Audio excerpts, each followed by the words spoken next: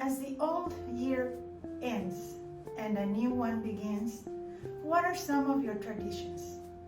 Shalom amigos, I'm Edie J. Adler, and I share with you some of the tools and strategies that I use to combat my anxiety, my panic attacks, my depression. Well, this time of year it's a little bit tough on everybody because we're missing our people. We're missing people who are no longer with us. But we can keep a little bit of them with us by observing and continuing with the traditions they taught us. That always makes me feel better when I keep my parents, my beautiful parents' traditions. We used to have huge parties in Mexico City, and all the family would gather together, and friends, and it was beautiful. It was beautiful. But let me show you some of the traditions, something that according to my beautiful mother, you should have in your home every new year to start the new year right. Salt, that you may always have spice in your life. Bread, that you should never go hungry. Honey, that you should have a sweet year. And 12 grapes. Now the grapes are a Spanish tradition that started towards the end of the 19th century, the beginning of the 20th century. And it was because one of the vineyards had an amazing year and their harvest was plentiful.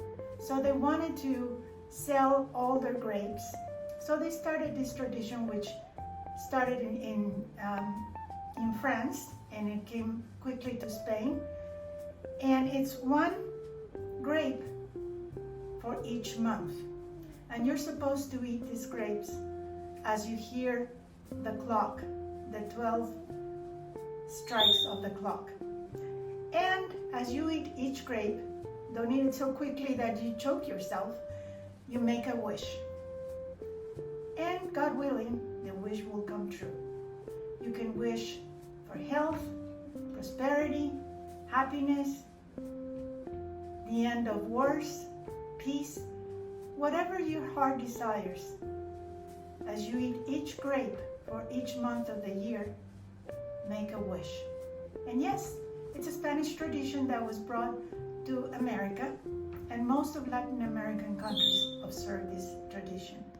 And I observe it, and I think of my beautiful parents.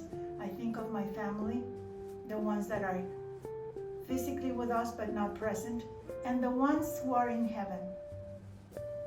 And I love them very much, and I'm very blessed to have my husband, my brother, my sisters, my nephews, my nieces, my godchildren, my beautiful pets, and so many blessings.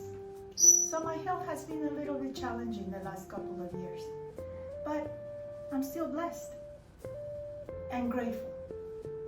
So I hope the new year brings you happiness, health, prosperity, many beautiful moments with your loved ones, but always, always remember to be grateful.